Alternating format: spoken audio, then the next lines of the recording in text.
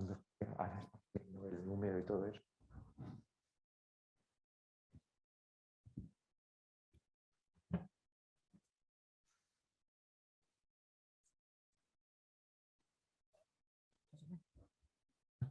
Bien, pues continuamos.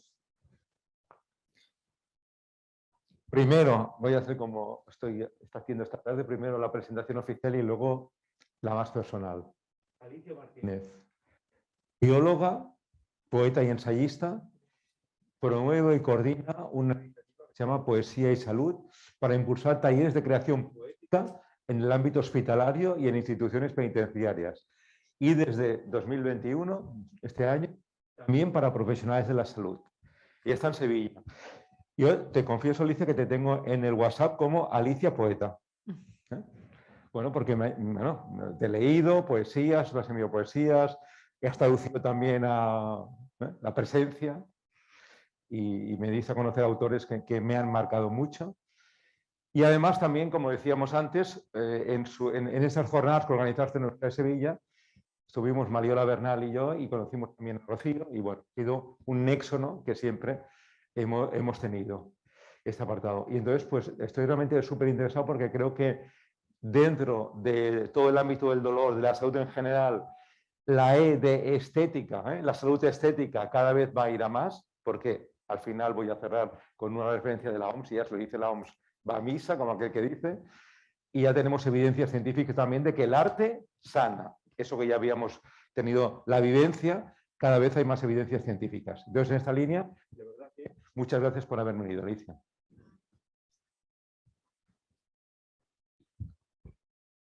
Bueno, pues muchas gracias a la escuela por invitarme y a ti, José Luis. Es que vaya tarde. Tenía razón con que iba a ser una tarde muy especial, ¿no? Está esto muy vacío, pero la verdad es que yo lo siento muy lleno, ¿no?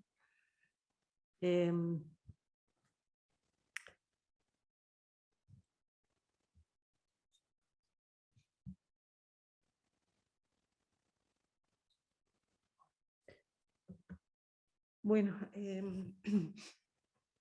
ahí veis a 3 personas maravillosas que tienen la enfermedad de Alzheimer, y los he querido poner porque la vida no despierta solamente cuando uno nace, ¿no?, sino, como veréis, hay mucha vida en esas personas, ¿no? Propuse este título, ¿no?, que ahí tuvimos también un acuerdo, de cuando la vida despierta, ¿no? Y quería aportar estas dos perspectivas de la conciencia y el arte, porque las dos son vivencias mías, ¿no? Bueno, líneas de trabajo, diríamos, más que de trabajo, de pasión, ¿no? La conciencia como una manera de... Desde dónde... Bueno, perdóname porque estoy emocionada. Los labios me ha dejado muy herida, ¿no? Y la manera desde donde percibimos la realidad, y la poesía es como una actualización de esa conciencia, porque nos permite ver las cosas de otra manera, de una manera nueva, ¿no? Voy a empezar por la conciencia y después abordaré la poesía, y en realidad ahí veremos dónde se unen las dos, ¿no? Estas dos frases que os pongo del poeta Christian Bobán, que es al que se refería José Luis, un poeta que descubrí en relación con la enfermedad de Alzheimer de mi madre, que está ahí. Este poeta, en un libro que se llama La Presencia Pura, que traduje y desde entonces sigo traduciendo a este poeta, dice que la enfermedad de Alzheimer quita lo que la educación ha puesto en las personas y hace surgir el corazón a la superficie. Tanto esta como esta otra, que dice que estos enfermos, contrariamente a lo que se dice, no están ausentes, quizás sean las personas menos olvidadizas porque no olvidan la base de la vida, lo esencial, ¿no? Estas dos vivencias, diríamos, me pusieron en movimiento de alguna manera, ¿no? Me conmovieron, porque yo percibí una cosa inimaginable para mí, de una experiencia tan dura como es la enfermedad de Alzheimer, y es un poco lo del café que decía la compañera, ¿no? De una experiencia tan dura, ¿cómo pueden salir tantas cosas hermosas, ¿no? Como y os iré contando, ¿no? pero presencié que mi madre no desaparecía, ¿no? Como se suele pensar con la enfermedad de Alzheimer, que al revés, que aparecía una madre que yo pude identificar como mi verdadera madre, a la que no había conocido realmente a través de la personalidad, que muchas veces nos apagan o nos separa de los demás, ¿no? Entonces empezó en mí un movimiento que tiene que ver con esto, ¿no? Que la experiencia humana corre el riesgo de quedar constreñida solamente a lo que la mente puede percibir. Yo percibía cosas ahí que yo creía que había otros familiares que no percibían, otros muchos sí, y que después los profesionales, los neurólogos, pues tampoco lo percibían, ¿no? Entonces, por mi profesión de bióloga, pues empecé a hablar con científicos, neurocientíficos, a contarle mi experiencia y vi que había un cierto interés, incluso científico, en lo que yo estaba compartiendo. Y vi la necesidad esa de que todos pudiéramos ampliar la perspectiva, ¿no? de lo que la mente solamente puede percibir, que hay algo más aparte de eso, ¿no? Entonces desarrollé este trabajo que se llama La aventura de la conciencia, diálogos entre ciencia, pensamiento y espiritualidad. Entonces, bueno, pues fue una entrevista sobre distintos temas relacionados con la conciencia, todos los que hemos visto aquí, la muerte, la vida, cómo vemos la realidad, los sueños, la evolución de la conciencia. Y entonces sobre esos temas hablaron científicos, hablaron pensadores, hablaron gente del mundo de la espiritualidad, y el trabajo era un poco ponerlos en diálogo, ¿no? Esa perspectiva y ver qué salía de ahí, ¿no? Bueno, hace unos días que lo quería compartir con vosotros, le han dado este libro, un premio de divulgación científica de la Fundación Humanismo y Ciencia, que me alegra mucho porque en este libro están tratados al mismo nivel el conocimiento de la ciencia y otras formas de conocer. No solamente existe el conocimiento científico, hay otras formas de conocer, hay un conocimiento experiencial, un conocimiento silencioso, un conocimiento de la vivencia, de la experiencia, que no está a la misma altura, diríamos, ¿no? Entonces ahí nos estamos perdiendo mucho, ¿no? Y por eso me alegra mucho que sea, bueno, que la ciencia reconozca un poco esa equiparación, ¿no?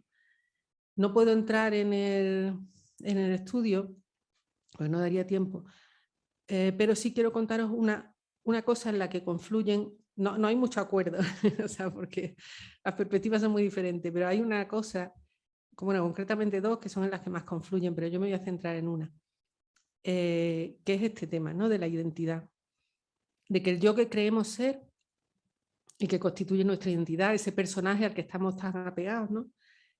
Es una representación mental ilusoria, y tampoco os puedo explicar las razones por las que tanto científicos como pensadores como gente del mundo de la espiritualidad opina esto, pero es así. O sea, bueno, no existe ese yo, no es tan sólida esa identificación, realmente no es tan real lo que creemos ser, ¿no? Sí que es necesario para vivir en sociedad, es necesario, pero a la vez hay que tener cuidado que no acabe constituyendo una prisión, ¿no? Igual sería la salida, ¿no? De esa prisión, pues primero ser conscientes de que esa identidad no es tan sólida como creemos, y desidentificarnos al menos un poco, ¿no? En un cierto porcentaje. Y bueno, pues ahí hay un camino de incertidumbre. ¿Quién soy yo? ¿Quiénes somos, no? Esa incertidumbre, yo creo que el COVID también nos la ha puesto en plena cara, ¿no? Porque nos ha removido todos los cimientos a nivel personal y a nivel colectivo, ¿no? Y quería poner esa frase de un maestro de silencio que yo he tenido, que dice que despertar significa no descansar en lo que es irreal, ¿no? Y eso es muy importante, ¿no? Entonces, ¿por qué? ¿Qué relación tiene esto con el dolor, ¿no? El dolor reduce nuestra visión, yo creo que todos lo sabemos, ¿no? Y cómo afrontar partiendo de esta conclusión de este trabajo, cómo afrontar el dolor a la luz de la conciencia, ¿no? Sería acoger el dolor sin reducirse a él. Y volvemos a no identificarnos tanto con ese personaje porque el dolor reduce nuestra visión de la realidad, de lo que ocurre fuera de nosotros, pero también reduce la conciencia de lo que nosotros somos, ¿no? porque creemos, o sea, lo que nos ocurre nos pesa tanto, diríamos, que nos identificamos tanto, que se nos olvida indagar un poco más en lo que somos. ¿Qué podemos hacer ahí, no? Pues podemos tomar distancia, varias personas ya han mencionado eso aquí hoy, y soltarnos de la historia mental, porque muchas veces el dolor se vive mucho mejor a pelo, ¿no? O sea, crudamente, que acompañado de toda esa culpa, de toda esa historia que le añadimos, esa historia mental, ¿no? Que eso es lo que realmente es insoportable, ¿no? Porque entonces, bueno, ponía el silencio. Cuando yo hablo de silencio, no hablo de silencio verbal, sino un silencio más profundo, un silencio mental, un silencio eso de introspección, ¿no? De a ver qué es esa parte más profunda de nosotros, ¿no? que está ahí, ¿no? Y por otro lado, la aceptación, ¿no? Que es el no intentar evitar, no intentar resistir al dolor, aceptar la realidad tal como es, siempre que no podamos evitarla, claro, pues todo el dolor que se puede evitar, por supuesto que hay que hacerlo, pero cuando ya no podemos hacer nada más, está la aceptación ahí como un abrazo, ¿no? Diríamos, a la realidad. Bueno, y ahora dentro de la poesía, que es otra, como os decía, otra pasión personal porque escribo, pero también porque creo que la poesía es generosidad y la poesía está hecha para darse y para estar junto al dolor.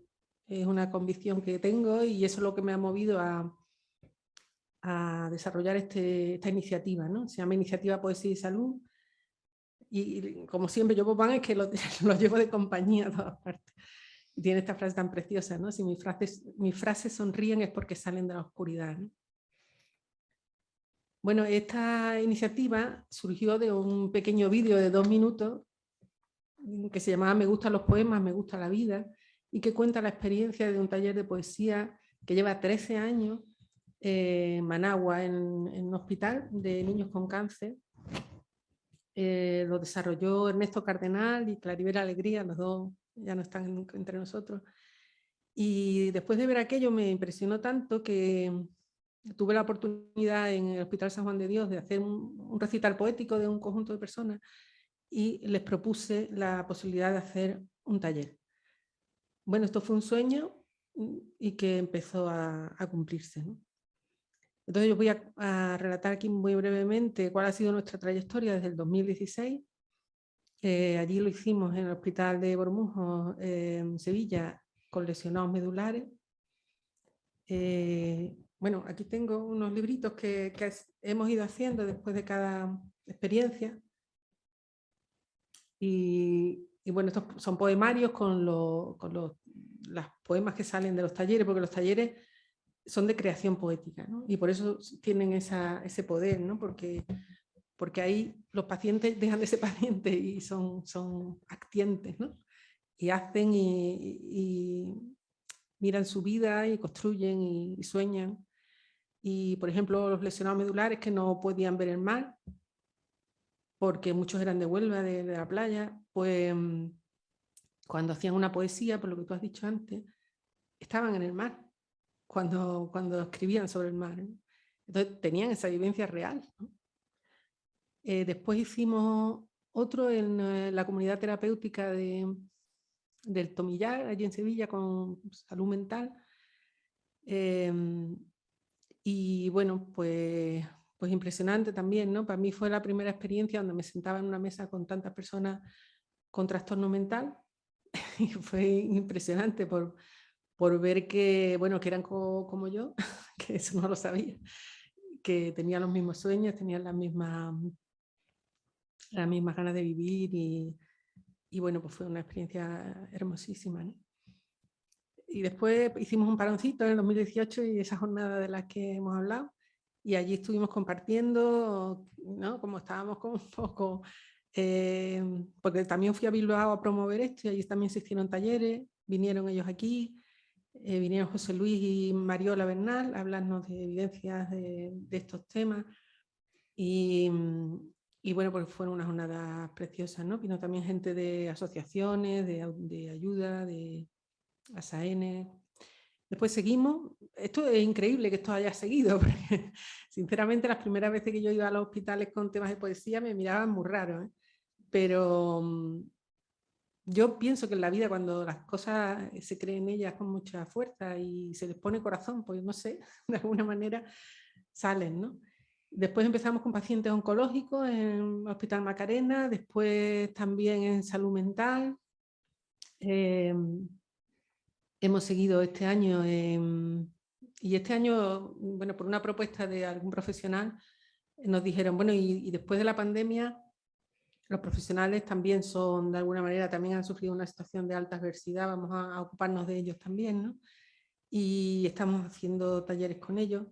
Y a raíz de esto quería comentar una cosa que hemos hablado antes en la comida con José Luis, preguntando, porque una de las posibilidades que salieron dar un taller de poner allí algún mural, algún sitio donde se pudieran poner poesía, ponerlas, quitarlas, y que los pacientes no vieran solo técnicas y carteles de por dónde se va a los sitios, sino pudieran ver poesía y poesía viva, ¿no?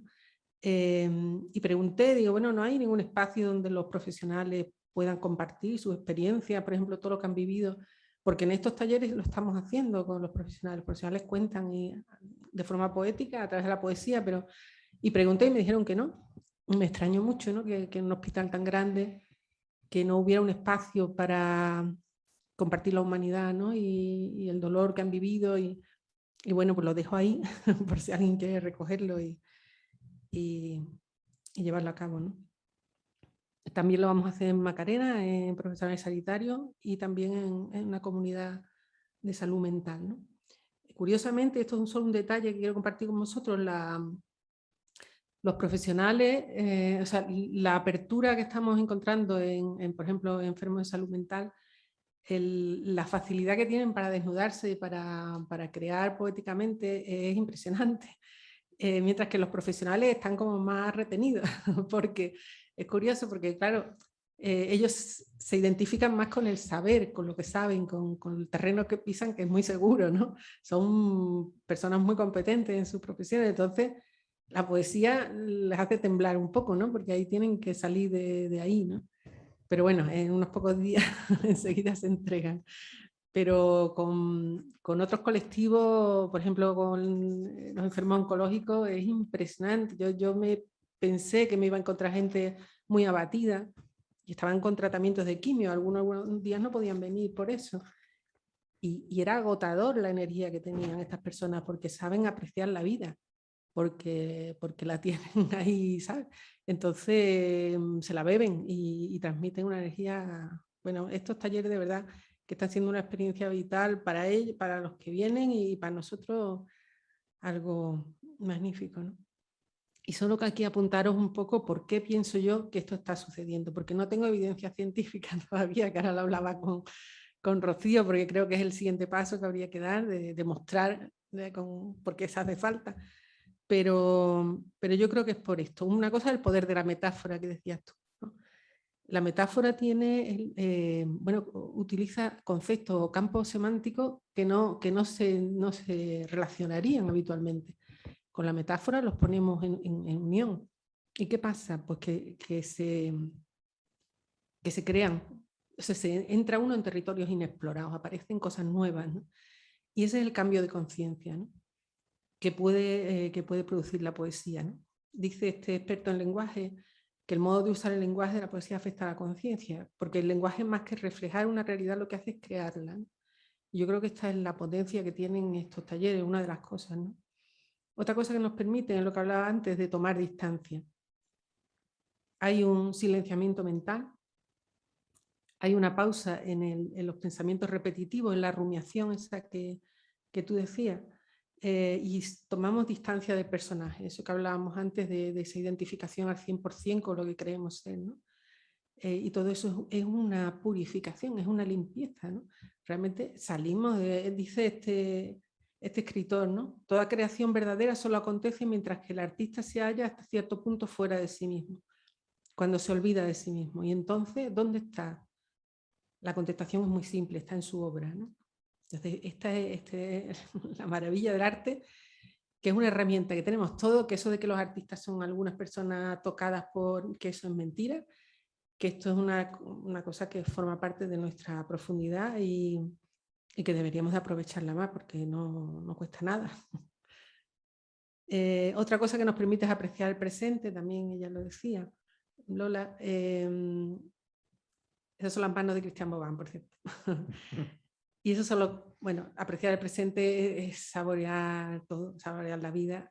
Y quería traer este poema de Hugo Múgica. La poesía no da a conocer las cosas, ni a la montaña, ni a la lluvia que sobre ellas cae. Da a escuchar el silencio en el que las cosas son, cuando están en ellas mismas. Pues ese es el presente y esa es la magia que hay en cada instante, si salimos un poco de la cárcel esa de la que hablábamos, ¿no? También la poesía es una rebelión entendida como una mirada personal y nueva ante las cosas. Nos dicen cómo tenemos que vivir la muerte, cómo tenemos que vivir la vida, cómo tenemos que vivirlo todo. Y tendríamos que permitirnos el vivirlo de maneras nuevas, ¿no? Y tener la honestidad y la desnudez, ¿no? Es decir, yo, por ejemplo, la muerte de mis padres la he vivido de una manera absolutamente distinta a lo que me han dicho que era la muerte. Y he permitido vivirla así. Y muchas veces tenemos el pudor, a lo mejor, de no responder a los patrones por los que nos dicen que tenemos que vivir las cosas, ¿no? Pues la poesía nos permite la libertad, nos da libertad, porque podemos hacer lo que queramos con la palabra. Y a lo mejor eso nos está invitando a hacer lo que queramos con nuestra vida también, ¿no? Crea vínculos, es algo impresionante, lo que nos lo dicen muchos profesionales, en Bilbao nos lo han dicho, psicólogos y estos, que lo que se ve en las sesiones, nosotros no hacemos terapia, pero estos talleres de poesía, lo que se crea allí, se consigue a lo mejor más cosas que a través de unos grupos terapéuticos, ¿no? Porque no se fuerza nada, no se invade, hay respeto, hay escucha del otro, a mí me importa lo que el otro diga, ¿no? Y se pone el corazón. Entonces, pues son unos espacios privilegiados, ¿no? Dice Bobán que la poesía entra en el mundo como en una casa amiga. Ella revela el objeto, lo invita a revelarse, no lo fuerza, ¿no? Eso es muy importante, esa manera de acercarse al dolor del otro y a su vivencia. Y por último nos sostiene en la dificultad. Y lo hace porque nos permite vernos como somos, reconocernos vulnerables. Es esa parte más frágil de nosotros. La poesía es muy frágil, sale de lo más pequeño, de lo más sensible nuestro. Y sin embargo puede sostenernos, ¿no? Una sonrisa puede sostener el mundo, decía Bobán también. Atender a lo esencial cuando la adversidad nos desnuda, ¿no? Y nos deja en lo más básico, ¿no? Renovar el sentido de la vida, que con los golpes duros la vida pierde sentido y hay que encontrar un sentido nuevo, ¿no? Y eso, bueno, nos da nuevas maneras de afrontar la vida. Estos talleres no curan las enfermedades, pero sí nos permiten afrontarlas de otra manera, ¿no? Dice George Meredith que hasta que no agoniza el fuego en el hogar no buscamos la amistad de las estrellas, ¿no? Y este salir a la intemperie es un poco lo que el COVID nos ha obligado a hacer, ¿no? Pero bueno, hay otras cosas ahí, ¿no? Están las estrellas, está la luna, ¿no? Y ya termino con esto, ya, de verdad. Son algunos versos de los que se han hecho los talleres, los traía por si los queréis ver. En el primero, el San Juan de Dios. No espero nada, solo disfruto de aquello que llega. Incluso de las cosas que nos producen dolor podemos aprender. De todo lo que podría esperar, ocurre lo que no espero. Entonces, ¿para qué esperar? Este es de la comunidad terapéutica del Tomillar. Propongo que bajo el sol todo sea libertad, que venga una primavera tan llena de flores que cada gota de sol sea un resplandor. Oncología. Estos son pequeños haikus. Cuando me llegue la hora, espero que tus hombros soporten el peso. En la barca del tiempo, remando sin destino frente a las olas. Tarde de lluvia, el arco iris sale como el amor. Cuando me vaya, recuerda, seré como las olas. La esencia derrota al ego, es primavera. Mi vida en 2 palabras, lágrimas y amor. Y estos son de la comunidad terapéutica de Macarena, que lo hemos hecho este año. Vivir la vida despreocupadamente, aunque la muerte nos lleve. Vivir la vida de verdad, intensamente. Y esto es una copla flamenca que han hecho también. Al son de la guitarra, nuestros cantes, la pena y el dolor van por delante. Nada, muchas gracias. Y eso, cuando la vida despierta aparece inevitablemente la poesía.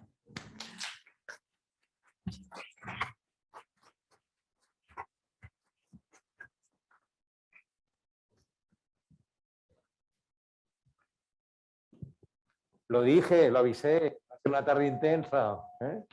O sea, no me digas que no os lo dije. ¿Eh? ¿Cómo lo estáis gozando? ¿Eh? Bien, por alusiones, antes decía que esto de cómo los títulos de las ponencias, ¿no? Que es interesante.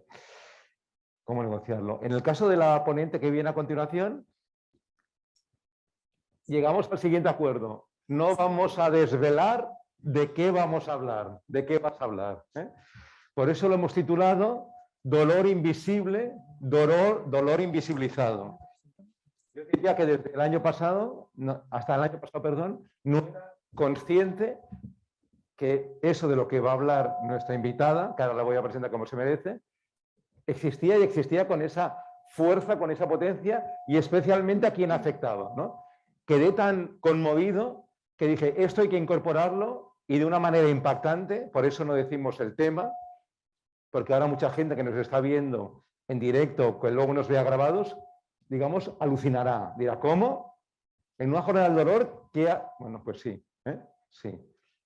Ya hasta aquí, no quiero hacer más spoiler.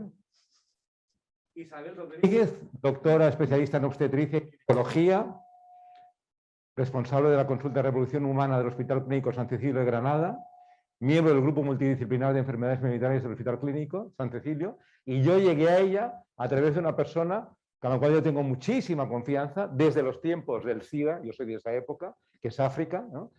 Y cuando a África le planteé, me gustaría hablar de este tema, que no digo aún, me dijo, Isabel, y yo dije, bueno, muy bien, ahora quiero hablar con ella, esto, ¿no? Y hablé con ella por teléfono, ¿eh? Hasta hoy no la había conocido en persona, y me convenció totalmente, ¿no? Su pasión me convenció. Es lo que decimos, ¿no? No se ha habido un mensaje por WhatsApp escrito, sino que hablamos. Y cuando uno oye la música que hay en el otro, las pausas, dónde se apasiona, en qué se apasiona, cómo enfatiza, dije, sí, adelante, ¿no? Me conmovió y me convenció. Y entonces por eso estás aquí y vamos a disfrutarte. Isabel, gracias por venir. Gracias a ti. Yo tengo que empezar dándote las gracias por contar conmigo para estar aquí hoy, porque además me llevo una jornada muy enriquecedora. Yo de verdad he sacado mucho provecho de este día, así que muchas gracias y gracias a todos los que habéis participado como ponentes por compartir, porque de verdad espero poder dar parte de lo que me llevo, aunque sea solo una pequeña parte. No, esta no es la mía. José. Si tengo que hablar de esto, entonces ya me siento, porque aquí no tengo ni idea. Y lo ha hecho además Alicia muy bien. Isabel Rodríguez.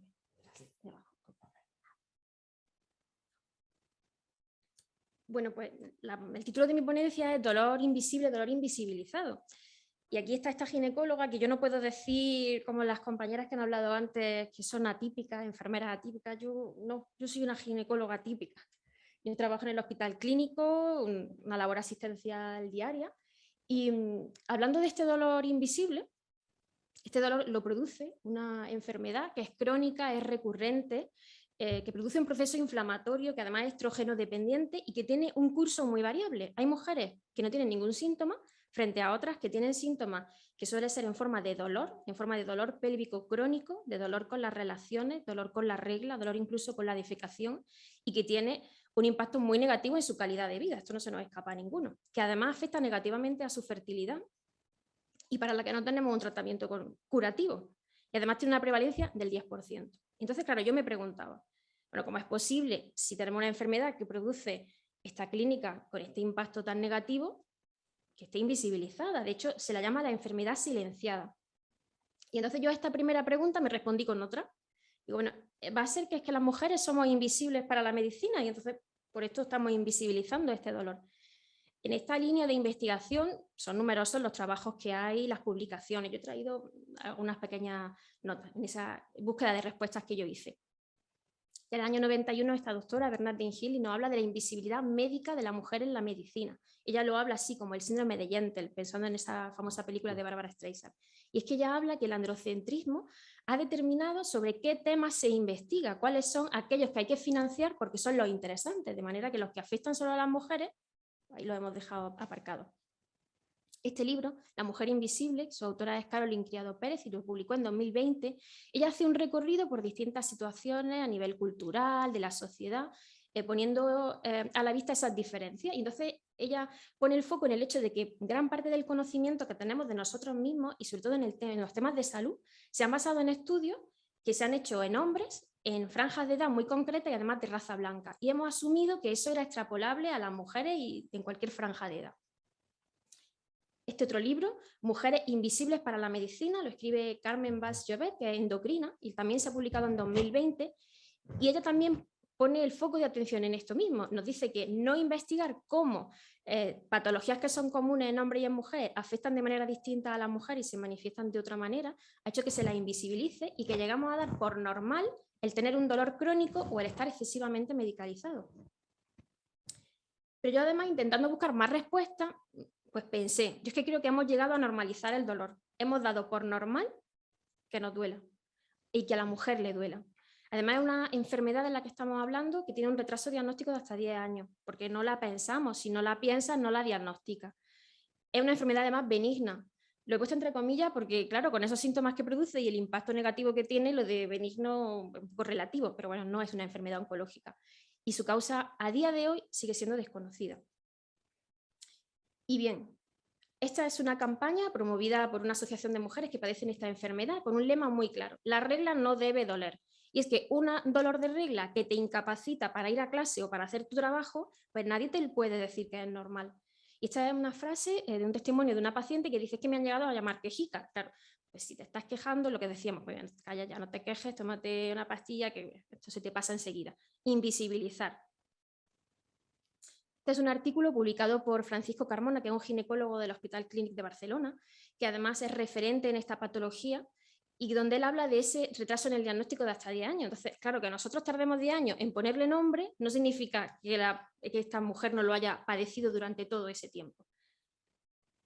Entonces, en esa situación, en ese escenario de mujeres invisibles para la medicina, que hemos normalizado el tener dolor, que no sabemos ese dolor que tiene de dónde viene, que lo estamos infradiagnosticando y que además es una patología benigna, lo que hemos creado es un terreno perfectamente abonado para que se dé estas circunstancias de esta invisibilización del dolor.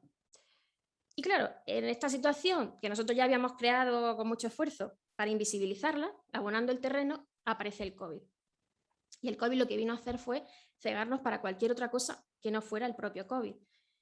Que os voy a contar, se decretó el estado de alarma, nosotros suspendimos toda la actividad que no fuera urgente, y por esto me refiero, bueno, evidentemente a lo que nos venía por urgencias, parto y demás, y a todo lo oncológico, y lo demás quedó en pausa.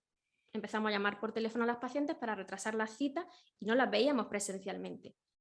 Pero claro, que nosotros no las viéramos no significa que eso no existiera, que esa enfermedad no estuviera ahí. Y de lo que estamos hablando, y ahora ya sí os lo revelo, es de la endometriosis. No sé si alguno la tenía en mente o a alguien le sonaba. La endometriosis es una enfermedad que se caracteriza porque hay implantes del tejido endometrial que de forma normal está dentro del endometrio, de la cavidad endometrial, fuera de esa localización. Entonces puede estar desde en la pared del útero al propio ovario produciendo quistes, incluso también en las asas intestinales, en el tabique rectovaginal, de manera que de forma cíclica, con los ciclos de la mujer, las hormonas actúan sobre esos implantes produciendo esos síntomas de los que hablábamos. Y esa endometriosis es esa enfermedad de la que hablábamos con una prevalencia del 10%, que es crónica, que es recurrente, que produce esterilidad, que produce un dolor incapacitante para el que tenemos un tratamiento que no lo resuelve bien del todo, y que además aprovecho para decir que hasta hace muy poco no estaba financiado por la Seguridad Social, el que está considerado como de primera elección para el tratamiento de estas pacientes, y que evidentemente tiene un impacto muy negativo en la esfera psicosocial de todas ellas. Entonces nosotros la hemos dejado en pausa porque estamos dedicados al COVID, pero claro, la enfermedad no está en pausa. Entonces, arriba a la izquierda vemos este estudio también de Francisco Carmona, que lo nombraba anteriormente, que en este caso se centraba en el impacto que tiene sobre la vida laboral de estas mujeres y calculaba hasta 11 horas semanales de absentismo debido al dolor físico y también a las consecuencias a nivel emocional que tiene la enfermedad. Luego está ese estudio de Quintero de 2017, que se centra en esas consecuencias en la esfera psicológica y habla de la ansiedad, la depresión, y también de las consecuencias negativas en las relaciones de pareja, en la vida laboral, en definitiva, en el estado emocional de esas mujeres. Esta gráfica lo que representa es un índice que utilizamos los ginecólogos para calcular la probabilidad de embarazo en mujeres con endometriosis. Entonces, en este caso nosotros puntuamos en función de la gravedad de la endometriosis. Aquí lo bueno es como en los exámenes, sacar buena nota. Entonces, las que tienen mejor puntuación, que son las que están en la línea azul, son las que a 36 meses tienen mayor tasa de embarazo. Las que tienen puntuaciones más bajas son las que lo tienen más difícil. Y es que hasta el 50% de las mujeres con infertilidad tienen de base una endometriosis. La endometriosis por sí misma reduce la tasa de embarazo tanto espontáneo como después de una técnica de reproducción.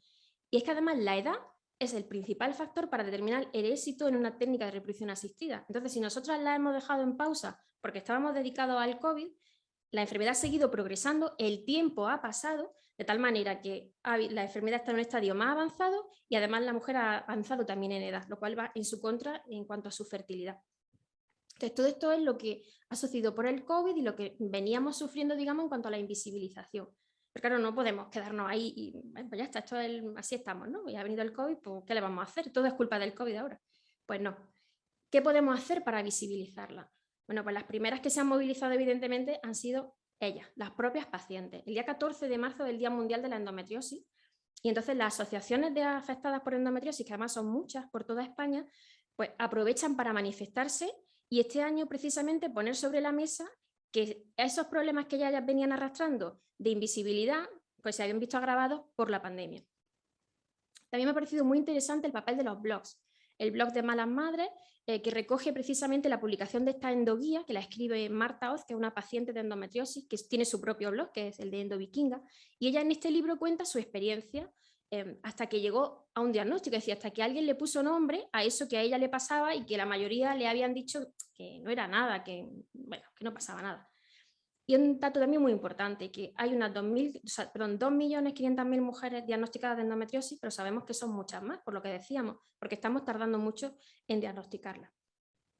Pero además ese, digamos, tirón de orejas que nos dan las pacientes, pues ha hecho que los profesionales también queramos visibilizar esta enfermedad. Como yo puedo decir con satisfacción que aquí en Andalucía contamos con estas dos guías de atención a las mujeres con endometriosis, una de 2009 y la otra de 2018 actualizada, que lo que recogen son los conocimientos más actualizados posibles sobre la enfermedad en cuanto al manejo, en cuanto al diagnóstico, pero para tener líneas de actuación uniformes, que no haya diferencia entre una mujer de una provincia y otra de una provincia distinta y que todos le respondamos de la misma manera. Además, se han creado 2 unidades de referencia porque algunas de ellas necesitan tratamientos quirúrgicos que exigen de un equipo ultra especializado. Una está en el Virgen del Rocío de Sevilla y la otra está en el Hospital Regional de Málaga, y son los hospitales a los que nosotros enviamos a las pacientes que necesitan una atención específica. Este es un esquema extraído de la última guía que me parece especialmente interesante por 2 puntos. Uno, la razón de fecundidad, ahí vemos ese impacto que tiene negativo la endometriosis sobre la fertilidad de las mujeres frente a las que no la tienen. Y por último, que se estima que en torno a 1.500 mujeres al año son atendidas en los hospitales de Andalucía por endometriosis, es decir, no es un problema pequeño. Por otro lado, las sociedades científicas también se han unido para darle visibilidad. Por un lado, la Sociedad Española de Fertilidad en 2018 publicó esta guía para dar respuesta a las mujeres con endometriosis en edad fértil. Y lo que intenta es dar respuesta a las que han sido diagnosticadas de endometriosis, pero todavía no quieren ser madres porque necesitan un consejo adecuado en cuanto a su fertilidad y a sus expectativas reales de poder ser madre. Y también a las que con un diagnóstico de endometriosis quieren ser madres ya o lo están intentando y no lo consiguen. Y luego la SEUD, que es una sociedad internacional, la Sociedad de Endometriosis y Patología Uterina Benigna, que ahora en diciembre celebra su 7º congreso y que también ha surgido con la idea de fomentar que se abran líneas de investigación para conocer factores de riesgo y para mejorar la respuesta que podamos darle a estas pacientes. En definitiva, para visibilizar esta patología y este dolor. Y claro, muy importante, pues investigar. Porque ¿en qué nos basamos para responder a estas mujeres y para hacerlo cada vez mejor? Entonces yo me he permitido traer 3 estudios que se están realizando aquí en Granada, en la universidad, y que tengo que dar las gracias a mi compañera Olga Ocón, que también es ginecóloga y que participa en ello y es la que me ha dado la información. Entonces, este primer estudio me parece muy interesante porque es un estudio epidemiológico sobre endometriosis en España y también por comunidades autónomas. Entonces, yo lo que se planteaba era acudir a los registros de los hospitales, valorar los diagnósticos por endometriosis y ver la prevalencia y las diferencias que hay entre comunidades. Sobre todo me parece llamativo porque, si os fijáis, la fecha de publicación es julio de este año. Es el primer estudio de estas características que se realiza en una enfermedad que conocemos desde hace años, que las primeras publicaciones donde ya se habla de ella datan del siglo XIX. Poco llamativo, ¿no?, que haya sido ahora que de repente pensamos en ver a cuántas mujeres le afecta. Este otro estudio también es muy interesante, también se ha realizado aquí en la Universidad de Granada, y ellos lo que estaban intentando es buscar factores de riesgo que expliquen por qué se produce la endometriosis, porque realmente todavía no sabemos cuál es su origen, aunque hay muchas teorías. La hipótesis que ellos plantean es si la exposición a disruptores endocrinos, que son sustancias químicas con actividad hormonal, eso puede estar detrás de desarrollar una endometriosis. Entonces, escogieron en un estudio casos y controles mujeres con endometriosis frente a otras que eran sanas y midieron niveles en orina, en sangre, y además también tomaron muestras de tejido. Y lo que medían eran niveles de parabenos y de benzofenona, que son unos disruptores muy raros que están en sitios tan extraños como las botellas de plástico, los envoltorios de la comida, los cosméticos, los productos de higiene personal. Nadie lo utiliza. Entonces, ¿cuál es la importancia de esto? La prevención. Estamos hablando de una enfermedad para la que no tenemos cura y que además tiene un impacto muy negativo. Si conseguimos encontrar una causa y prevenir esa exposición, bueno, pues sería lo ideal, ¿no?, para reducir los casos de endometriosis. Y por último, este estudio que lo que ha hecho ha sido centrarse en la esfera psicológica de estas pacientes, aplicando una serie de escalas, y en definitiva ellos lo que ven es que ese dolor pélvico crónico, esa fatiga crónica que presentan estas mujeres, los pensamientos negativos, catastrofistas, en definitiva lo que tienen es un impacto negativo sobre su calidad de vida. Entonces, antes de terminar, quiero volver a esta idea. Que no lo vean no significa que no exista. Entonces, sí, estas son 2 pacientes que vienen a mi consulta o a nuestra consulta. Yo así de entrada no sé quién es la que puede tener endometriosis, si es que alguna lo tiene, porque esto no os lo he dicho, la endometriosis, para tener un diagnóstico cierto, solamente lo podemos decir si después de una cirugía encontramos implantes de endometriosis. Lo demás son diagnósticos por suposición, por lo que la mujer nos está diciendo. Yo no sé la que tiene el útero sano frente a la que tiene el útero con implantes. Por eso es muy importante tener en mente esta posibilidad diagnóstica, escuchar, estar atentos a los señales, a lo que nos está diciendo la mujer, seguir investigando, por supuesto. Y luego escuchar lo que ellas nos reclaman, que en definitiva es dar una mejor solución en grupos multidisciplinares, donde está claro que el papel también de los psicólogos es fundamental, porque esto no es solamente un dolor físico, y luego también con jornadas como esta que ponen sobre la mesa algo que yo creo que es poco conocido. Así que muchas gracias por invitarme y espero que os haya gustado.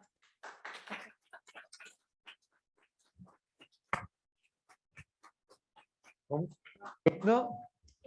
Endometriosis. Ahora le podemos dar nombre. Endometriosis. Bien, vamos llegando al final y vamos a poner una guinda fantástica, fantástica. Vamos a poner el perfil, por favor, de nuestro amigo Alex Haddad. Esta mañana ya lo he nombrado. Recordar que he dicho que solamente ya, y ha hecho muchísimas más aportaciones a la salud pública. Ha estado muchas veces en esta casa, y yo me acuerdo que cada vez que venía a esta casa al máster, a la clase, me escapaba como fuese, o en cursos de gestión o lo que sea, a verlo, porque siempre aprendía, porque siempre me provocaba, me hacía cuestionarme, me ponía en crisis, ¿no? ¿Por qué no pensar esto? ¿Por qué no lo otro? Fantástico, Alex Haddad. Y como decía esta mañana, solamente por la reconceptualización que él y su equipo hicieron respecto a la salud, como decimos esta mañana, como habilidad para afrontar esos retos que hemos comentado, ya creo que tendría que pasar a la historia, a la historia de la salud pública y de lo que fuese. Además, Alex Haddad, que es médico y filósofo, fundador del Centro para la Innovación Global en e-Salud, la Universidad de Toronto, Canadá, especialista en alivio del dolor y apoyo al final de la vida, de la Universidad de Oxford, y autor de un libro que me cautivó, ya por el título, fijaos con el título, El festín de nuestra vida, que he disfrutado, devorado y saboreado varias veces. Súper subrayado, ¿no? Alex Haddad es además una mezcla muy interesante, lo veréis en cuanto lo oigáis hablar, y lo veáis, de Colombia y Canadá. Apasionante. Alex, buenas tardes. Muy buenas tardes. Es un placer inmenso el poder sentirnos en la distancia y afortunadamente estas tecnologías nos permiten, cuando funcionan, trascender el espacio, el tiempo, y espero que me esté escuchando bien. Así que... Te escuchamos perfectamente, Alex. Maravilloso, es un placer, decía, y quiero que compartamos unos minutos alrededor de una invitación que me gustaría que consideráramos muy seria hoy, que está formulada en esa pregunta. ¿Nos daríamos permiso para creer que es posible un mundo sin dolor crónico? ¿Será posible? Y ya que estamos utilizando el COVID como el contexto, y sobre todo el post-COVID, como el contexto para esto, que miremos el COVID como una amenaza existencial. Y realmente lo ha sido. Es muy fácil olvidar lo que sentíamos al principio de la pandemia cuando se declaró, con un virus desconocido para el que no teníamos respuesta, que sabíamos que todos éramos susceptibles. Realmente lo que sentimos como especie fue una amenaza existencial y tal vez la más grande en nuestra historia reciente.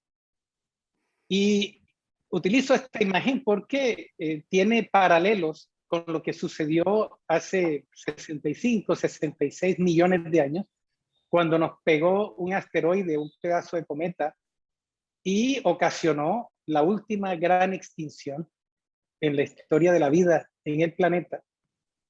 Y también permitió estimular ideas transformadoras como las de Charles Darwin, con la noción que él describió inicialmente como selección natural, ¿no? En las primeras ediciones de su obra maestra, El origen de las especies, él hablaba de la selección natural.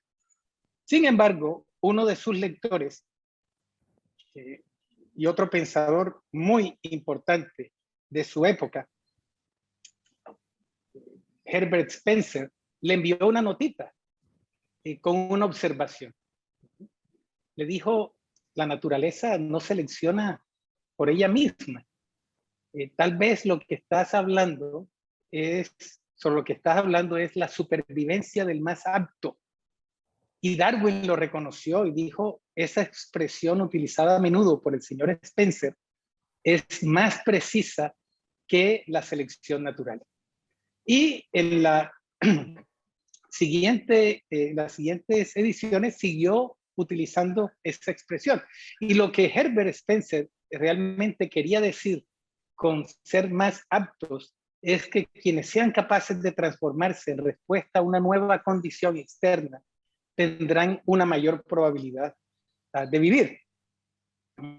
Entonces, todo esto tiene que ver con algo que ha sucedido ya, Mario, más de 3.000 millones de años desde que la vida apareció en la Tierra, que tiene que ver con nuestra capacidad, nuestra habilidad para adaptarnos.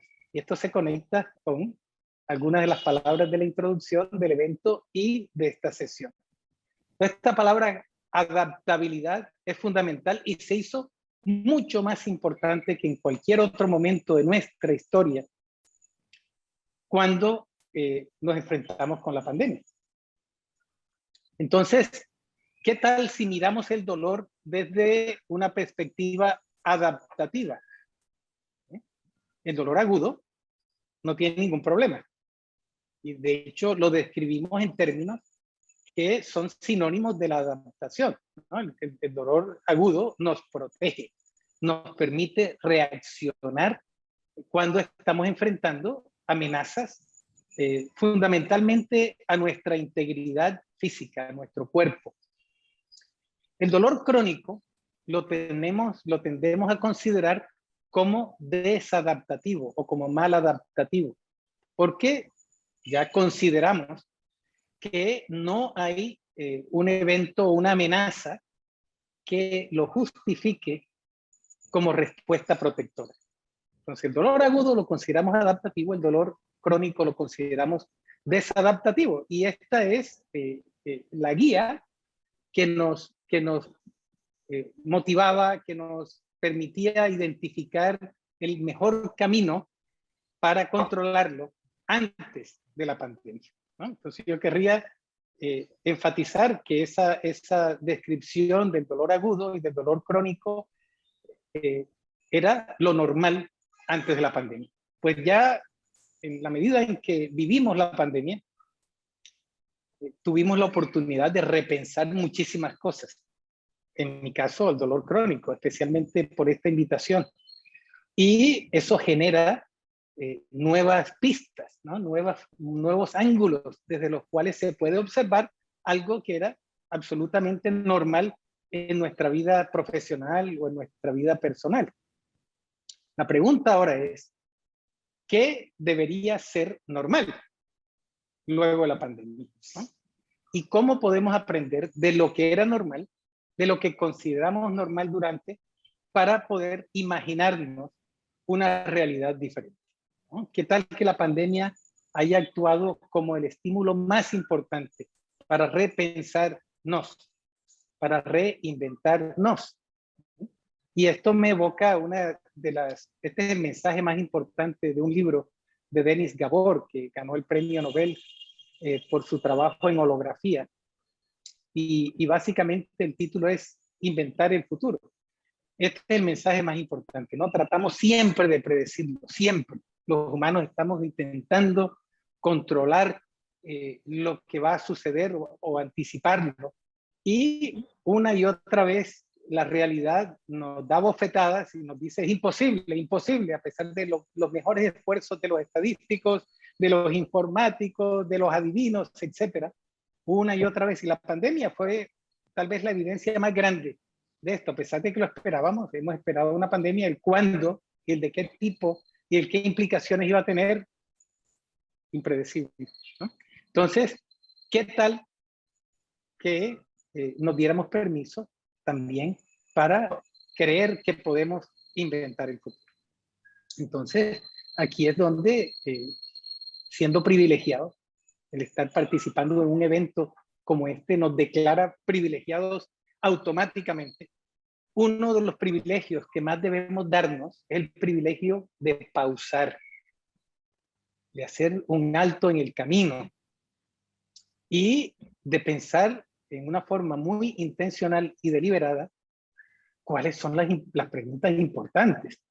Y en este momento, la pregunta sobre cuál es la pregunta esencial nos lleva al título de la ponencia y de la invitación que les estoy haciendo. ¿Qué tal un mundo sin dolor crónico? ¿Qué tal un mundo en donde algo que, al menos para quienes estamos participando en esta vivencia compartida, es normal? Y muchos de nosotros tuvimos prácticamente toda nuestra carrera con el dolor crónico presente como una entidad absolutamente real y normal, indiscutible. ¿Qué tal darnos permiso para imaginarnos un mundo sin esto? Entonces, ¿qué posibilidades hay para un mundo sin dolor crónico? ¿No? Esto nos lleva a abordajes de problemas. Digamos que el dolor crónico es el problema. Un abordaje para eliminarlo es solucionándolo. Y uno soluciona un problema buscándole respuesta que lo haga dejar de existir. Y hay muchos esfuerzos que están intentando solucionar el dolor crónico con inteligencia artificial, con estudios genéticos, con análisis de nuevas vías que tienen que ver con su etiología, con su origen, para atacarlo desde la base, ¿no? Desde la raíz. Maravilloso. Si esto va a tener éxito o no, no sabemos, pero hay personas que están tratando de lograr esto, que parece imposible en este momento, ¿no? Y este es el abordaje de solucionar al dolor crónico como problema. Hay otro abordaje que tiene que ver con resolver. Esto es lo que intentamos hacer cuando no hay una solución. Entonces, esto es sinónimo de gestionar, de manejar. Entonces decimos, bueno, ¿cómo podemos desarrollar estrategias, intervenciones, programas que permitan mitigar el impacto de esta entidad que llamamos dolor crónico en nuestra vida desde el punto de vista físico, social y psicológico? ¿Cómo podemos hacer que la experiencia de dolor no nos destruya la vida? Ese es el segundo abordaje. Maravilloso, maravilloso, y debemos seguir haciendo esfuerzos al respecto. La invitación de hoy es a considerar una tercera opción, que no es solo relevante para el dolor crónico como problema, para cualquier problema en la vida. Usualmente nos dicen, hay solución, vamos a solucionarlo o vamos a resolverlo. Esta tercera, que nos viene de la filosofía fundamentalmente, tiene que ver con disolver problemas. Disolver, y como lo dice ese verbo tan lindo, es hacer que desaparezca el problema de nuestras mentes en este caso. Esto requiere recontextualizar. Esto requiere abrir un espacio en donde es posible que lo que consideramos problema dejara de existir como problema. Esta es una metaposición. Entonces, ¿cómo podríamos disolver al dolor crónico? Esto nos lleva a reconocer que hay un sesgo muy importante que nos afecta a los humanos. Y a mí se me ocurrió llamarlo en un librito que publicamos hace ya unos años sobre la posibilidad de una pandemia de salud antes de la pandemia de COVID, que tiene que ver con ignorar lo obvio.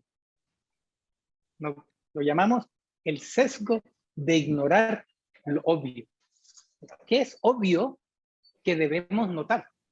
¿Qué tenemos posiblemente al frente de nuestras narices y que no somos capaces de percibir porque nuestros procesos cognitivos, nuestra forma de pensar, nuestra forma de conceptualizar la realidad y de concebir al mundo nos hace imposible verlo o percibirlo?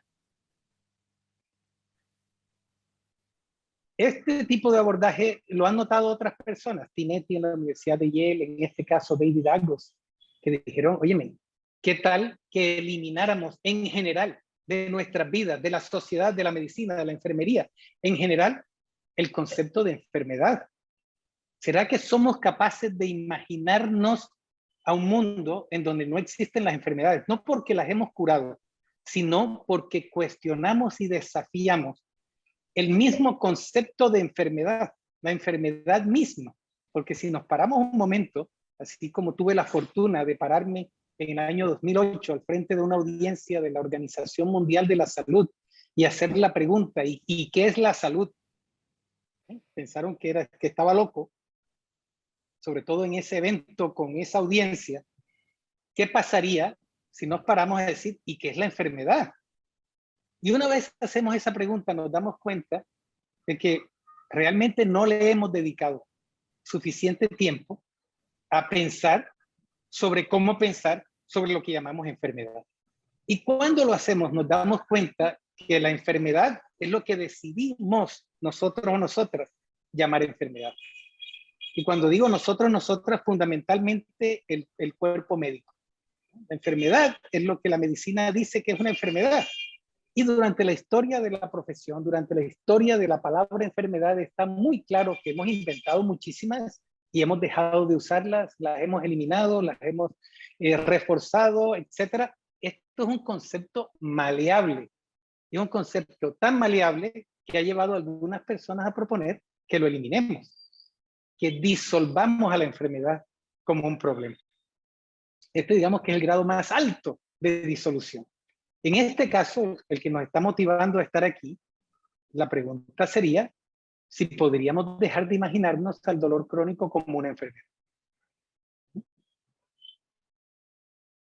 ¿Ven? Esto es nuestro concepto de lo que es el dolor crónico y que tal vez existe la posibilidad de dejarlo de considerar como una enfermedad. Mientras, al mismo tiempo, esto no es incompatible con seguir tratando de buscarle la causa y solucionar el dolor crónico al eliminar la causa, o de seguir considerándolo, y si queremos, como una enfermedad y manejarla y gestionarla y resolverla como problema de esa forma, ¿no? Lo que estoy invitándonos a hacer es abrir una tercera opción simultáneamente. ¿Qué haría? ¿Qué pensaría? ¿Cómo reaccionaría? ¿Cómo me comunicaría si me diera permiso para imaginar un mundo sin dolor crónico? Y aquí es donde viene el desafío más grande para los que nos desarrollamos o no nos desarrollamos, hay uno a saber, en el mundo de la medicina basada en evidencia, o las decisiones basadas en evidencia. Estamos en un mundo dataísta. Los datos tienen más poder que cualquier otra fuente para el proceso de toma de decisiones. ¿Qué tal si invirtiéramos el hay que creer, el hay que ver para creer, y abriéramos un pequeño espacio en donde abordáramos esto como que hay que creer para ver? Entonces, ¿qué pasaría si creyéramos en esta posibilidad, ¿no? Entonces, quiero compartir un par de opciones. El primero, y muy reforzado por la pandemia de COVID, es que no solamente las infecciones son contagiosas. Hay un concepto que se propuso desde los años 50, 1950, que es la noción del contagio social.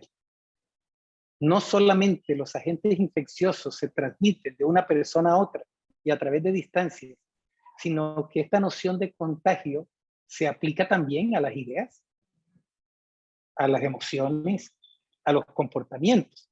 De hecho, estamos hablando castellano en este momento, bueno, estamos comunicando en castellano porque el castellano tuvo la capacidad para contagiarse mucho más efectivamente que cualquier otro dialecto local o regional en la península y en esta parte del mundo de donde me estoy comunicando hoy. Usamos pantalones o faldas o camisas y no togas porque esa moda se contagió más efectivamente. Cuando oímos una canción que está tocando y está sonando y a la gente le está gustando en todas partes del mundo, ese es el resultado del contagio social. La risa se contagia socialmente, los bostezos se contagian socialmente. Bueno, las enfermedades se contagian, o los trastornos, los problemas se contagian, las fuentes de sufrimiento, la angustia se contagia, el miedo se contagia, e igualmente las cosas muy positivas también.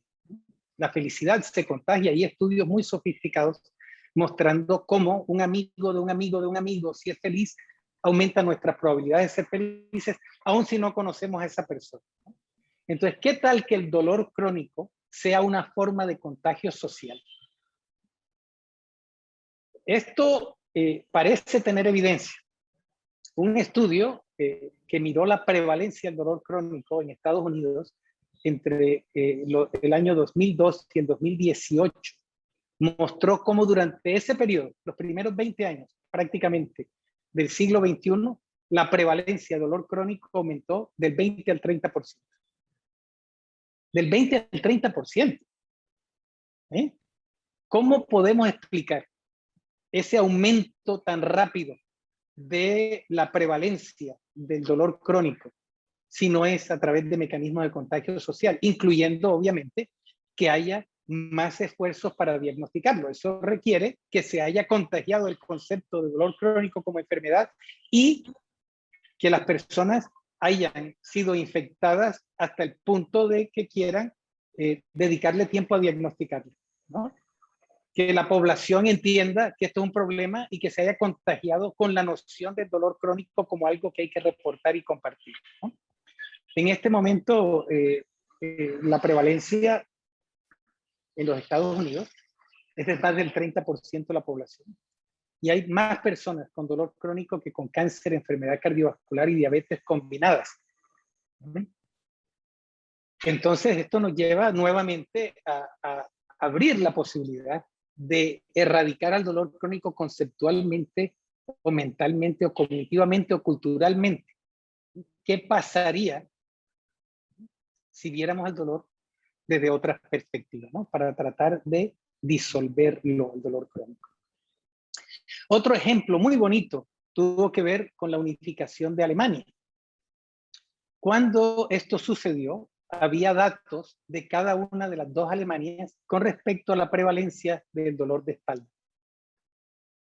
Y ahí en la casillita incompleta de la derecha se anota la diferencia de la prevalencia entre el oeste y el este en dolor crónico, ¿no?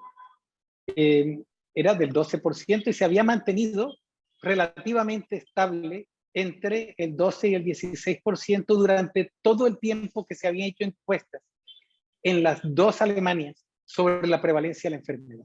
Y este esfuerzo homogeneizó las estrategias estadísticas que se utilizaban para poder comparar distintas metodologías. Pues 10 años más tarde, se analizaron los datos y prácticamente había desaparecido la diferencia de prevalencia entre los dos países. En 10 años. ¿Cómo puede ser esto posible? Una hipótesis que quiero proponer hoy es la hipótesis que estos autores pusieron sobre la mesa y que hemos ignorado prácticamente por completo desde entonces. Y es que el dolor crónico sea una entidad contagiosa socialmente. ¿Qué implicaciones tiene esto para nuestra profesión, para nuestras vidas, para la forma en que interactuamos los unos a los otros, en que asignamos los recursos disponibles? ¿Qué tal si el dolor crónico no sea desadaptativo? Esta es otra opción que quiero poner sobre la mesa. ¿Qué tal que sea el dolor crónico todavía una respuesta adaptativa a desafíos que se mantienen y que lo alimentan? ¿Qué pasaría si no lo consideráramos necesariamente anormal? ¿Qué implicaciones tendría si cambiáramos nuestro lenguaje? Y más que llamarlo dolor crónico que me molesta, yo soy una gallina, y que me digan que tengo que esperar más de 3 meses con un dolor para considerarlo crónico, en algunos casos 6 meses, se me hace sádico. ¿Qué tal llamar a esta entidad de otra forma y disolverla? Esta sería la forma más rápida y yo creo más elegante de deshacernos del dolor crónico como enfermedad y llamarlo experiencia dolorosa persistente, ¿sí? Que nos fuerza a mirar a las causas, pero las causas no tradicionales enfocadas en el dolor mismo, sino en la vida misma, en la vida en general, en nuestra vida personal y social, ¿no? Que incluye obviamente lo biológico, y lo psicológico, y lo espiritual, como Luis insistió, y lo ético y lo moral. ¿Qué tal si, ahora conectando con el concepto que le propusimos al mundo sobre lo que debe significar la palabra salud en el año 2011, qué tal que intentáramos disolver al dolor crónico mirándolo desde el lente de la salud como la habilidad para adaptarnos a los desafíos inevitables que se presenten en la vida?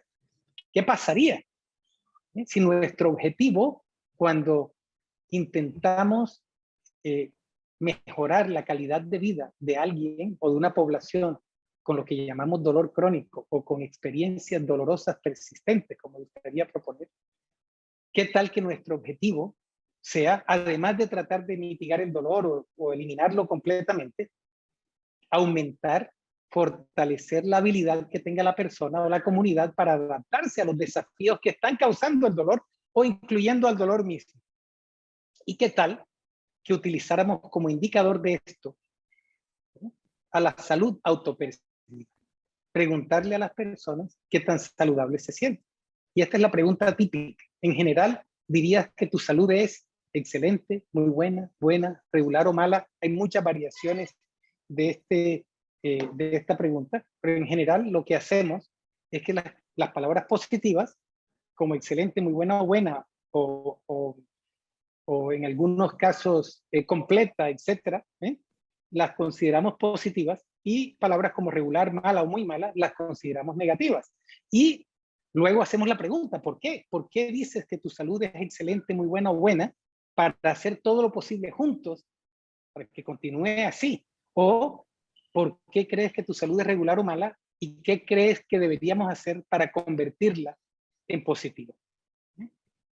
Esto nos ha permitido recolectar datos ya más de 2 millones de personas en 120 países y más de 4.000 estudios en donde se evalúa la salud autopercibida. Y quiero compartir un par con nosotros, con ustedes hoy, ¿no? Este es uno que apareció en un artículo publicado específicamente sobre la salud autopercibida y el dolor crónico, pero fíjense, se enfocan en lo negativo, en el dolor como fuente de salud negativa, poor, pobre, mala.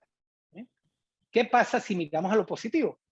Si miramos la parte positiva de esta muestra, la conclusión es mucho más impactante que la que se genera al mirar las causas del dolor negativo. 67.4% de los pacientes menores de 45 años con dolor crónico consideran su salud como positiva. ¿Ves? ¿Qué tal está? ¿Qué está sucediendo allí para que 2/3 partes de las personas con dolor crónico se consideren saludables? ¿Qué está sucediendo? ¿Cuáles son las razones? ¿Y cómo podríamos infectar a la tercera parte que no se considera saludable, a pesar de tener dolor crónico, ¿no? Estas son las cifras que hemos encontrado también con personas con cáncer terminal, cáncer metastásico incurable. Cuando se les pregunta por su propia salud, en 2/3 partes de los casos dicen yo estoy saludable, con cáncer. Entonces no es incompatible estar saludable y haber recibido el rótulo de una o múltiples enfermedades al mismo tiempo, lo cual abre la oportunidad todavía más para repensar lo que queremos decir con enfermedad. No quiere decir ignorar el problema, no quiere decir dejar de hacer algo al respecto con respecto al dolor, o en relación con el dolor, como en este caso. El dolor está ahí, la persona lo está sintiendo y hay que hacer todo lo posible por mitigarlo, por erradicarlo, eliminarlo. Me refiero al dolor crónico como enfermedad. El considerarlo como una enfermedad o como algo maladaptativo, que es posible que no sea. Dejar por lo menos esa puerta abierta. Igualmente, más de 1/3 parte de los pacientes mayores de 45 años se consideraban saludables. Hay otro estudio en Dinamarca con una serie grandísima, miles y miles y miles de personas seguidas por mucho tiempo. Miren, salud positiva, 80% de los casos con personas con dolor crónico. ¿Qué está sucediendo con ese 80% que podamos ofrecerle o desarrollar con el 20% que no tiene salud positiva? Esto nos abre también la posibilidad de imaginarnos un mundo en donde el 100% de las personas con dolor crónico se pueden considerar saludables a pesar de que sientan el dolor persistente, tengan la experiencia de dolor persistente o la experiencia persistente de dolor.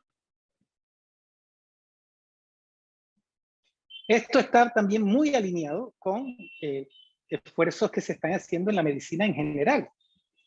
Y una es esta llamada medicina de precisión, en donde estamos volviendo de alguna manera al abordaje hipocrático o galénico, en donde cada persona se consideraba única.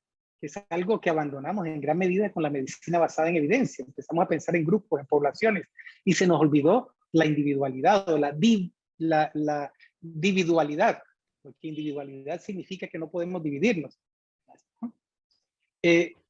Esto nos está permitiendo también repensar enfermedades que en muchos casos consideraríamos más difíciles de hacer que desaparezcan, como el cáncer de mama.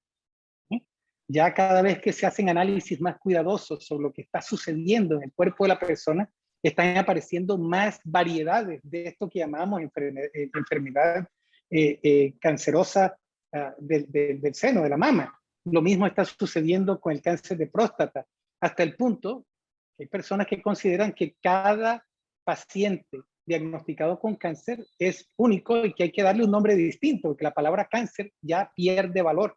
Es como decir, tengo una infección, ¿qué tipo de infección? Puede ser por un virus, por bacterias, por parásitos. ¿Eh? ¿Qué quieres decir con infección? De igual forma, está sucediendo con el cáncer y está sucediendo con la diabetes. ¿Por qué no? ¿Por qué no intentar hacer algo parecido con el dolor crónico? Para comenzar, llamarlo experiencia dolorosa persistente, por ejemplo. Entonces, quiero concluir enfatizando la invitación. ¿Qué pasaría si apostáramos a desaparecer al dolor crónico?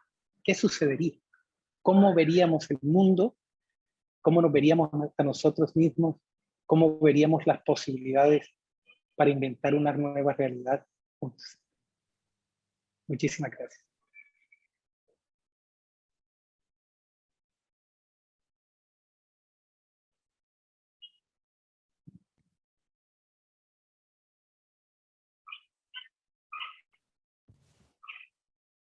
Muchas gracias, Alex.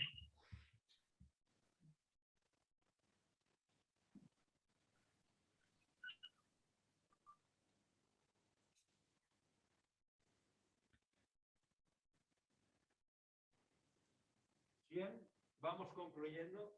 Esto me encanta. Antes de tiempo, lo cual es un regalo para que estamos aquí desde las 8 de la mañana y para los que nos están escuchando. Esto es de verdad, un éxito inesperado de la jornada. Bien, vamos a acabar de la siguiente manera. Siempre me gusta al final poner sorpresas que además vienen en cuenta con lo que ha pasado y lo que hemos oído esta tarde aquí. También la mañana, sobre todo esta tarde. La OMS, en noviembre de 2019, esto me voy a recrear de decirlo, ¿no? Porque me gustaría que quedase claro de una vez en la Escuela Andaluza de Salud Pública como lugar que yo sé que tiene luego mucha repercusión en el mundo mundial. Noviembre de 2019, la OMS afirma, después de revisar más de 900 metaanálisis, lo siguiente: involucrarse en actividades artísticas y creativas, tanto de un modo más activo, bailando, cantando, pintando, escribiendo, como incluso de un modo más pasivo, asistiendo a conferencias, a conciertos, leyendo, mejora la salud mental y física de los ciudadanos. Más de 900 metaanálisis. Por tanto, confirmado, eso que llevamos tanto tiempo intuyendo y viviendo, el arte sana.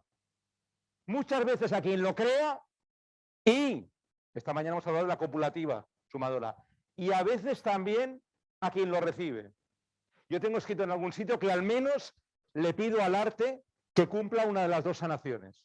Si no, permitidme que lo diga, me vengo arriba, no es arte. Será ocurrencia, divertimento, negocio, lo que queráis. El arte tiene que cumplir al menos una de estas dos sanaciones. El que lo crea y yo el que recibe. Elvira Sastre, una de las poetas ahora en mayor auge, no se corta un pelo y dice: escribo para curarme. Dice textualmente, escribo para curarme. No sé si recordáis aquella escena de Billy Elliot, donde el espectador puede ver en vivo y en directo cómo se sana la ira. Recordar la escena. La maestra va a su casa, a esa casa humilde donde vive su familia, a intentar convencer a su padre para que lo deje al ballet que está mal visto, una cosa poco varonil, etcétera, etcétera. Después de argumentar, recibe la negativa de la familia. Y eso, a Billy Elliot, que es lo que da sentido a su vida, le trastorna de tal manera que tú ves cómo la ira le envuelve, se enfada, empieza a bailar rompiendo cosas de la casa y sigue bailando por el pueblo. Tú ves en vivo y en directo cómo el bailar le sana su ira, ¿no? Bien, pues esto me ha hecho pensar que me gustaría acabar con un poema. Un poema que ahora nos va a leer María Ballesteros, que es una musicoterapeuta que colabora con la escuela dentro de un proyecto con la Universitat Oberta de Cataluña y que nos lo va a leer. Nos va a decir también de quién es, porque esa persona, que también me gustaría que lo comentases, la poeta que es autora de este libro, y en este caso de esta poesía, que se llama Bendita Alegría, Es una persona muy querida en esta casa, ha trabajado con nosotros, ha hecho talleres de poesía en esta casa, en la Escuela de Pacientes y otras actividades, y mi homenaje también a ella por estar de alguna manera aquí con nosotros. Adelante, María.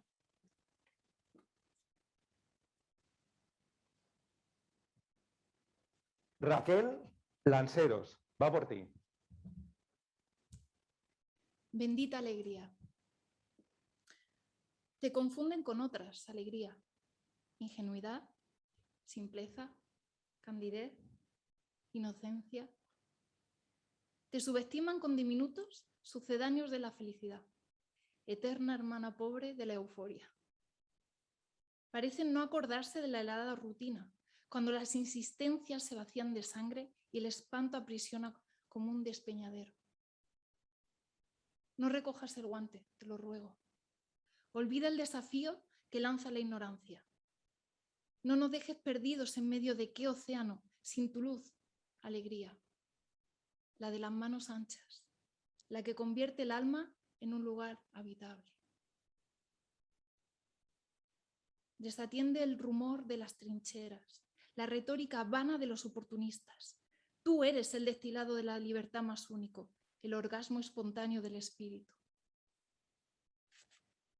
Bien hallada alegría, la pura de sabor, la complaciente, la que vives y reinas en el tuétano limpio ahora y en el albor de toda hora. Quédate con nosotros, alegría. Muchas gracias. Gracias, María. Un minuto para acabar, para agradecer. Hace un tiempo una persona me regaló y me explicó una historia que en el curso de espiritualidad la estamos explicando, no en tu edición, sino ahora después lo descubrí después de la edición en que estuvo Rocío, ¿no? Y esa piedra es una piedra que casualmente puede tener de corazón. En el último curso fuimos llevamos, las entregamos el último día a los asistentes para que se la llevasen también, ¿no? Y la historia es la siguiente. Esa piedra nos recuerda que es maravilloso agradecer, ¿no? A la vida, al mundo, a quien cada uno quiera, ¿no? Y entonces, esa persona que me la regaló dice, yo me la pongo en la mesita de noche, y así por la noche me acuerdo de hacer eso, ¿no? Y me voy a dormir con esa limpieza de alguna manera, ese agradecimiento. Entonces, yo tengo una piedra, ¿no? En mi mesita de noche, porque claro, hay días que dices, no, si ya lo sé, sí, pero hay días que ya están cansado, tan agotado, con 2000 historias, que yo veo la piedra y digo, ¡ay, qué alegría! Y agradezco, ¿no? Cada día agradezco 5, podrían ser más, pero bueno, 5 me contaron y 5 yo comento, ¿no? Y en el curso también hicimos lo mismo, repartimos y explicamos la historia.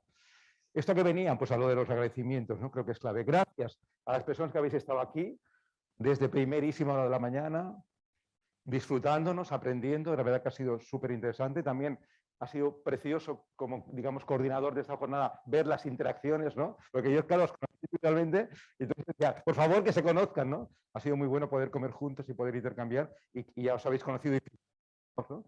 Para poder hacer cosas en el futuro.